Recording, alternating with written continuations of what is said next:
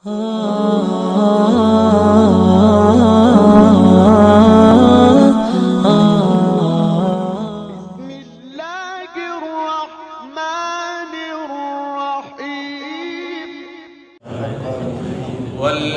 ہاجروا، اور وہ لوگ جنہوں نے ہجرت کی، فی اللہ، اللہ کے واسطے، من بعد ما، بعد اس کے، ظلموا، کہ ان پر ظلم کیا گیا، لنبوئنہم، البتہ ہم ضرور ان کو ٹھکانہ دیں گے، فی الدنیا، دنیا میں، حسنہ، اچھا، وَلَأَجْرُ الْآخِرَةِ،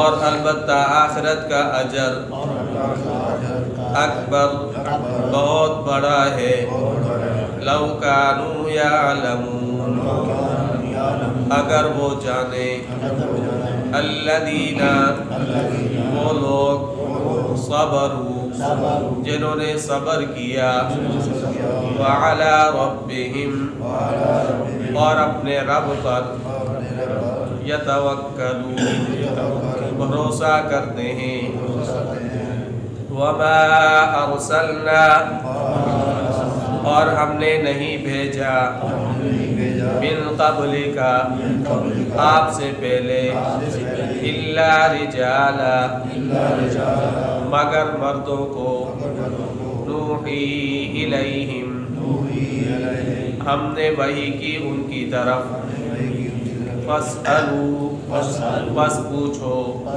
اہل الذکر، یاد رکھنے والوں سے، ان کنتم لا تعلمون، اگر تم نہیں جانتے، بالبینات، واضح دلائل کے ساتھ، والزبر، اور صحیفوں کے ساتھ، وانزلنا، اور ہم نے اتارا، الیک الذکر، آپ کی طرف ذکر، لتبین للناس، تاکہ آپ بیان کریں لوگوں کے لیے، ما نزل الیہم، جو اتارا گیا ان کی طرف، وَلَعَلَّهُمْ يَتَفَكَّرُونَ، اور تاکہ وہ غور و فکر کریں۔ ان آیات میں اللہ تعالیٰ نے اہل ایمان کی تعریف فرمائی ہے، وہ لوگ جنہوں نے اللہ کے راستے میں ہجرت کی، تکالیف برداشت کی، تو اللہ تعالیٰ نے ایسے لوگوں کی تعریف بیان فرمائی ہے، مہاجرین کی، اور ساتھ ساتھ ان کو اچھا ٹھکانہ دنیا میں اور آخرت میں بڑے اجر کا ان سے وعدہ فرمایا۔ والذین ہاجروا فی اللہ، وہ لوگ جنہوں نے ہجرت کی اللہ کے واسطے، یعنی انہوں نے دنیا کو چھوڑا دین کے لیے، اپنے مال، اپنی اولاد، اپنی جائیداد، اپنی عورتیں، یہ سب کچھ چھوڑا، تو صرف دین کے راستے میں رکاوٹوں کو دور کرنے کے لیے، کسی دنیاوی مفاد کے لیے انہوں نے یہ سب کچھ نہیں چھوڑا، بلکہ اللہ کے دین کے لیے چھوڑا۔ تو مکہ کے ابتدائی جو دور تھا، مکہ مکرمہ میں جو ابتدائی دور تھا مسلمانوں کا، اس وقت مسلمانوں کے لیے ہجرت کرنا یہ ضروری ہو گیا تھا۔ وجہ اس کی یہ تھی کہ مکہ مکرمہ کے اندر رہ کر مسلمان اپنے شعائر پر عمل کریں، یہ وہ سوچ بھی نہیں سکتے تھے، فرائض کو پورا کریں، احکامات الہیہ کو پورا کریں، یہ وہ تصور بھی نہیں کر سکتے تھے، اس طرح کے حالات۔ تو پھر مسلمانوں کے لیے ہجرت کرنا یہ ضروری ہو گیا تھا۔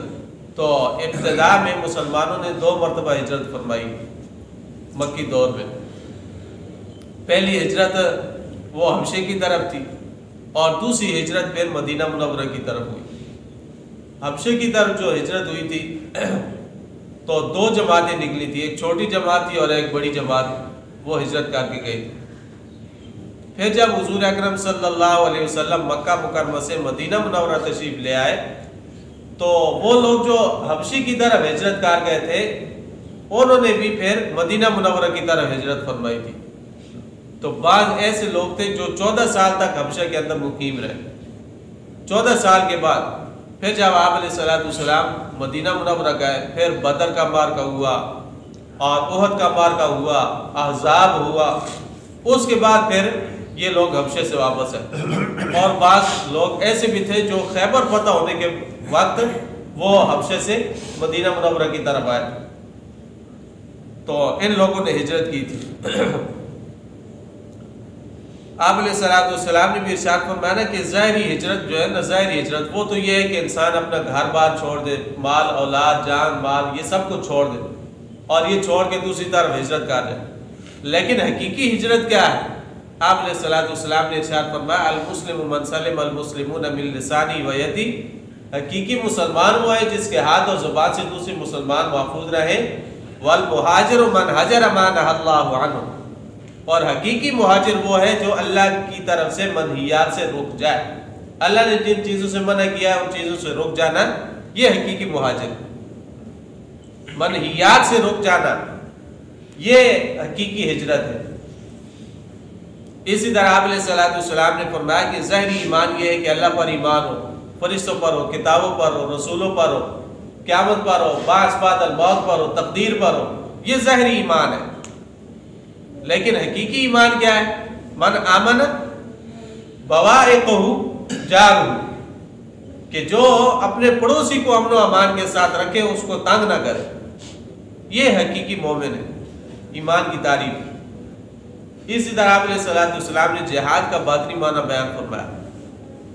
ایک تو جہاد کا ظاہری معنی ہے نا کہ انسان قتل و قتال کرے، کفار کے ساتھ لڑے، اور فرمایا المجاہد من جاہد نفسہ، مجاہد وہ ہے جو اپنے نفس پر قابو پائے، یعنی اس کو اپنے اوپر ایسا کنٹرول ہو کہ شیطان کے وساوس اس پر اثر انداز نہ ہو. یہ حقیقی مجاہد. تو بہرحال آپ علیہ السلام نے مہاجر کی ایک تعریف یہ فرمائی کہ حقیقی مہاجر وہ ہے جو اللہ کی منع کی ہوئی چیزوں سے رک جائے. اور پھر اس ہجرت کی بہت ساری قسمیں کہ انسان اپنے مال اپنی ایمان کی حفاظت کے لیے ہجرت کرے. پھر آگے اس کی 6 قسمیں علماء نے لکھی کہ دارالکفر سے دارالاسلام کی طرف ہجرت. کوئی بندہ ایسے ملک کے اندر رہ رہا ہے جہاں پر وہ اپنے شعائر پر عمل نہیں کر سکتا، فرائض کو کھول کر ادا نہیں کر سکتا، تو ایسی جگہ سے ہجرت کرنا یہ مسلمان کے لیے کیا ہو جاتا ہے؟ فرض ہو جاتا ہے کہ دارالکفر سے نکلے اور دارالاسلام میں آئے اور یہاں آ کے اللہ کی عبادت کرے اور اپنے فرائض اور احکامات کو پورا ادا کرے. اور اسی طرح اگر کسی علاقے کے اندر بدعت کا غلبہ ہو، بدعت عام ہو، تو وہاں سے ہجرت کرنا یہ بھی ضروری ہے. امام مالک رحمۃ اللہ علیہ فرماتے ہیں کہ اگر کسی علاقے کے اندر صحابہ پر طعن و تشنیع کی جائے، سب و شتم کیا جائے، تو اس علاقے کو چھوڑ کر دوسرے علاقے میں چلے جانا یہ بھی ضروری ہے، یہ بھی ہجرت کے اندر داخل ہے. اور اسی طرح طلب کسب حلال، حلال کمائی کرنا یہ فرائض میں داخل ہے. اور اب اگر کسی بندے کو کسی ایسی جگہ پر ہے جہاں پہ اس کو رزق حلال میسر نہیں ہے اور اس کو معلوم ہے کہ میں یہاں سے نکلوں گا اور دوسری جگہ جاؤں گا اور وہاں پہ مجھے کسب حلال کا موقع مل جائے گا، تو اس کو بھی ایسی جگہ کو چھوڑ دینا یہ کیا ہے؟ ضروری ہے. ایسی جگہ کو چھوڑے اور دوسری جگہ چلا جائے. اسی طرح جسمانی تکلیف سے بچنے کے لیے ہجرت کرنا یہ بھی ضروری ہے. جس طرح ابراہیم علیہ السلام کی قوم جب ابراہیم علیہ السلام کی جانی دشمن بن گئی، ابراہیم علیہ السلام نے کیا کہا؟ انی مہاجر الی ربی، میں اپنے رب کی طرف ہجرت کرنے والا ہوں. موسیٰ علیہ السلام نے جب دیکھا کہ فرعون ان کو قتل کرنے کے در پہ، تو موسیٰ علیہ السلام نے کیا کیا؟ فخرج منا خائفا یترقب، موسیٰ علیہ السلام خوف محسوس کرتے ہوئے وہاں سے نکلے. تو ایسے موقع پر جسمانی تکلیف جہاں پہ پہنچنے کا اندیشہ ہو وہاں سے نکلنا یہ بھی ہجرت کے اندر داخل. اسی طرح آب و ہوا کی ناموافقیت کی وجہ سے دوسری جگہ جانا یہ بھی ہجرت کے اندر داخل.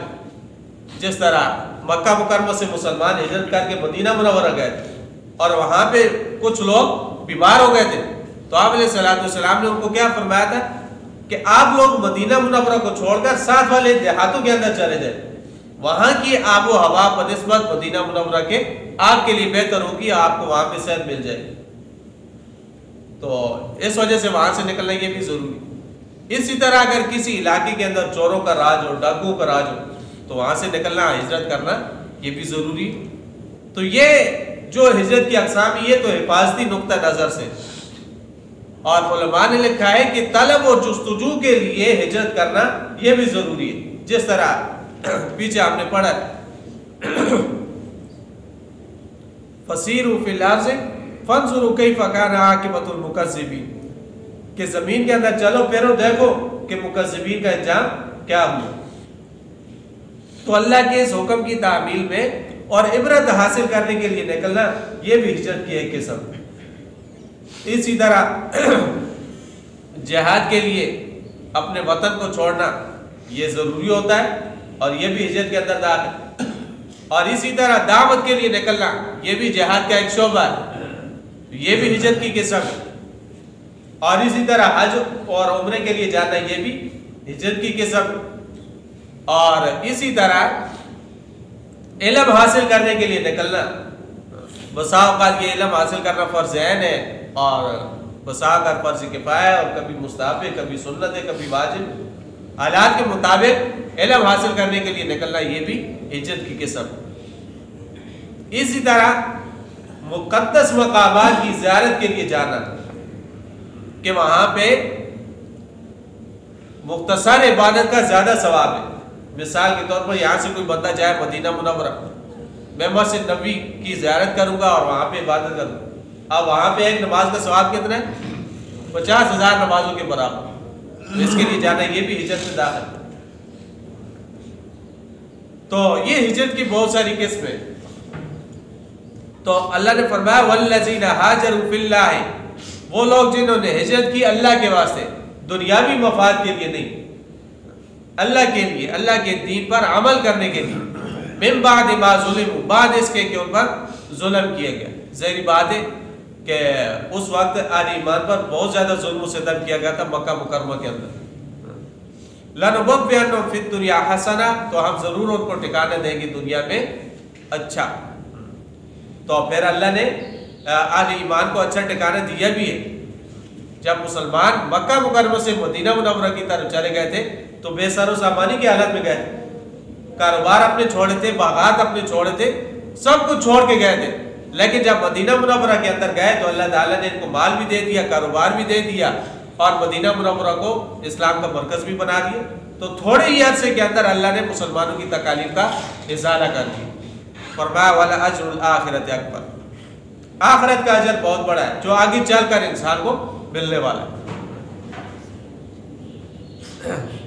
تو بہرحال اللہ نے فرمایا کہ جن لوگوں نے اللہ کے راستے میں ہجرت کی تکالیف برداشت کی، ان کی تکالیف کا ازالہ اللہ تعالیٰ دنیا کے اندر کر دے گا۔ اور یہ ضروری نہیں ہے کہ ہر بندے کی تکلیف کا ازالہ دنیا کے اندر ہو جائے، یہ بھی ضروری نہیں۔ اس میں کوئی شک نہیں ہے کہ جب مسلمان مکہ سے نکلے تھے، مدینہ منورہ گئے تھے، تو مدینہ منورہ کے اندر اللہ نے مجموعی طور پر مسلمانوں کو بہت کچھ دے دیا تھا، بہت کچھ اللہ نے دے دیا تھا مسلمانوں کو۔ لیکن اس کے باوجود بعض مسلمان ایسے تھے جنہوں نے مکہ سے مدینہ منورہ کی طرف ہجرت فرمائی، لیکن بے سر و سامانی کی حالت کے اندر وہ وفات پا گئے، وہ دنیا سے رخصت ہو گئے۔ جیسا حضرت ابو ہریرہ کی روایت میں آتا ہے کہ مکے سے مدینہ کی طرف مسلمانوں نے ہجرت کی، اور جن لوگوں نے لمبی عمر پائی انہوں نے بہت زیادہ فائدہ اٹھا لیا، لیکن کچھ لوگ ایسے بھی تھے جن کا پھل پک چکا تھا لیکن وہ دین کے پھل کا فائدہ نہیں اٹھا سکے، دین کے غلبے کا فائدہ نہیں اٹھا سکے۔ یہ جو پھل پکا ہے اس کا فائدہ وہ نہیں اٹھا سکے۔ اس لیے آپ علیہ السلام نے مہاجرین کو حکم دیا تھا کہ تم میں سے کوئی بندہ مدینہ منور سے مکہ مکرمہ جائے تو وہاں پہ 3 دن سے زیادہ قیام نہ کرے۔ کیوں؟ اس لیے کہ ممکن ہے اس کو وہاں پہ وفات آ جائے، اور وہ تو مہاجر ہے۔ اسی وجہ سے ایک صحابی وہ مدینہ منورہ سے مکہ مکرمہ گئے، سواری سے گر کر وہ فوت ہو گئے۔ آپ علیہ السلام نے افسوس کا اظہار فرمایا اور اللہ سے دعا فرمائی اے اللہ میرے مہاجرین کی ہجرت کو نافذ فرما، یعنی ان مہاجرین کی ہجرت باطل نہ ہو جائے۔ تو آپ علیہ السلام اب اگر کسی بندے کی یہ نیت نہ بھی ہو کہ میں مدینہ سے مکہ جاؤں گا، وہاں پہ مجھے موت آئے گی، وہاں پہ مجھے کفنایا جائے گا، مجھے دفن کیا جائے گا، نیت اگرچہ نہ ہو لیکن پھر بھی آ جائے موت، پھر بھی آ جائے اور انسان کا مدفن وہ مکہ مکرمہ بن جائے اور اس نے ہجرت کی ہو تو اجر کے اندر تو کبھی آ جائے گی۔ اس لیے آپ علیہ السلام پسند نہیں فرماتے تھے کہ مہاجرین جو ہے مدینہ منورہ سے پھر مکہ مکرمہ کی طرف جائیں۔ تو فرمایا والا اجر الآخرت اکبر، آخرت کا اجر جو ہے یہ بہت بڑا ہے۔ اس لیے آپ علیہ السلام فرماتے تھے ان شان الہجرت کبیر، ہجرت جو ہے بہت بڑا عمل ہے۔ والا اجر الآخرت اکبر لو کانوا یعلمون، اگر وہ جانے، الذین صبروا، وہ لوگ جنہوں نے صبر کیا، ہر تکلیف کو خندہ پیشانی سے برداشت کیا لیکن صبر کا دامن انہوں نے نہیں چھوڑا۔ جس طرح حضرت شعیب کے بارے میں آتا ہے کہ مکہ مکرمہ سے مدینہ منورہ کی طرف ہجرت کرنا چاہتے، کفار صاحب نے کھڑے ہو گئے کہ نہیں بھائی ہم آپ کو نہیں جانے دیں گے۔ حضرت شعیب نے کیا کیا؟ فرمایا کہ میرا جتنا مکہ کے اندر ساز و سامان ہے سارا تم لے لو، میرے لیے راستہ چھوڑو، میں مدینہ جاتا ہوں۔ سب کچھ چھوڑ کے سب کچھ کفار کو دیا اور راستہ لیا اور مدینہ منورہ آ گئے۔ جب مدینہ منورہ آئے تو حضرت عمر رضی اللہ تعالیٰ نے فرمایا کہ شعیب وہ شخص ہے کہ اس نے بہت کچھ لٹا کے بہت بڑا نفع کما لیا، سب کچھ لٹا کے اس نے بڑا نفع کما لیا۔ نبی اکرم صلی اللہ علیہ وسلم بھی فرمایا کرتے تھے، حضرت عمر بھی فرمایا کرتے تھے کہ شعیب ایسا شخص ہے لو لم یخف اللہ لم یعص، اگر اللہ کا خوف نہ ہوتا تب بھی یہ شعیب نافرمانی نہ کرتا، شعیب تب بھی نافرمانی نہ کرتا اگر اللہ کا خوف نہ ہو۔ تو یہ ایسی شخص ہے۔ تو فرمایا الذین صبر، وہ لوگ جنہوں نے صبر کیا۔ اب انہوں نے صبر کیا ہے تو یہ مال سب کچھ دیا ہے۔ وعلی ربہم یتوکلون، اور اپنے رب پر بھروسہ کرتے ہیں۔ اگر رب پر بھروسہ نہ کرتے تو مکہ کو کیسے چھوڑ دے؟ انہوں نے مکہ کو چھوڑا، ان کی اولادیں روک لی گئی، ان کی بیویاں روک لی گئی، ان کے باغات کے اوپر قبضہ کر لیا گیا، ان کی جائیدادیں ضبط کر لی گئی، لیکن یہ سب کچھ کس وجہ سے کیا؟ وعلی ربہم یتوکلون، اپنے رب پر بھروسہ کرتے ہوئے سب کچھ مکہ کے اندر چھوڑ دیا اور مدینہ منورہ میں بے سر و سامانی کی حالت میں آ گئے۔ الذین صبروا علی ربہم یتوکلون۔ وما ارسلنا من قبلک، پیچھے گزرا نا وَلَقَدْ بَعَثْنَا فِي كُلِّ أُمَّةٍ رَسُولًا، کہ ہر امت کے اندر ہم نے ایک رسول بھیجا۔ تو یہاں پہ رسول کی ایک صفت بیان فرمائی، وما ارسلنا من قبلک، ہم نے نہیں بھیجا آپ سے پہلے الا رجالا، مگر مردوں کو، نوحی الیہم، جن کی طرف ہم نے وحی کی۔ یعنی منصب نبوت اور رسالت کے لیے اللہ نے ہمیشہ مردوں کو منتخب فرمایا، عورتوں کو منتخب نہیں کیا۔ بڑی برگزیدہ ہستیاں عورتوں کے اندر گزری ہیں جن کا تذکرہ اللہ نے قرآن میں کیا ہے۔ حضرت مریم، امرأہ فرعون کی بیوی آسیہ، بڑی برگزیدہ شخصیات ہیں، لیکن اللہ نے ان کو نبوت عطا نہیں فرمائی۔ نبوت کے لیے اللہ نے مردوں کو چنا۔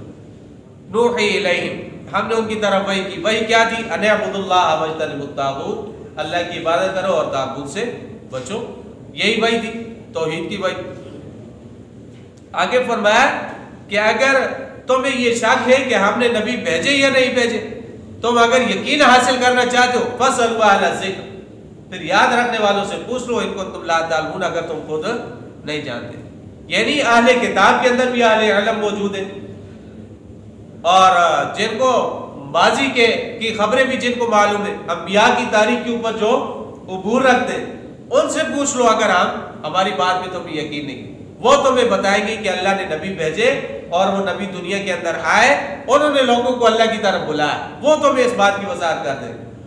فَاسْأَلُوا أَهْلَ الذِّكْرِ إِن كُنتُمْ لَا تَعْلَمُونَ۔ یہیں سے علماء نے ایک مسئلہ نکالا ہے کہ مسائل دینیہ سے جو ناواقف لوگ ہیں ان کو چاہیے کہ وہ اہل علم سے پوچھیں۔ اسی کا نام تقلید ہے کہ نہ ماننے والے وہ نہ جاننے والے وہ جاننے والوں سے پوچھ لیں، اور یہ اسی صورت کے اندر ممکن ہے کہ جب عوام الناس کا علماء کے اوپر مکمل اعتماد اور بغیر دلیل کے کسی کی بات کو تسلیم کر لیں، اور پھر بعض چیزیں ایسی جو قرآن کریم کے اندر صراحتاً موجود ہے تو ان کی تقلید کی تو ضرورت ہی نہیں. اور بعض چیزیں ایسی ہیں جن کی صراحت قرآن کے اندر نہیں ہے اور ہر بندہ ان کو معلوم بھی نہیں کر سکتا، تو لہٰذا اہل علم سے پوچھے.